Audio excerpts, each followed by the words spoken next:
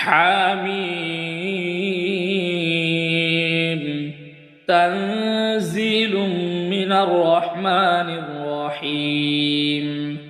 كتاب فصلت آياته قرآنا عربيا لقوم يعلمون بشيرا ونذيرا فأعرض أكثرهم فهم لا يسمعون وقالوا قلوبنا في أكنة مما تدعونا إليه وفي آذاننا وقر ومن بيننا وبينك حجاب فاعمل إننا عاملون قل إنما أنا بشر مثلكم يوحى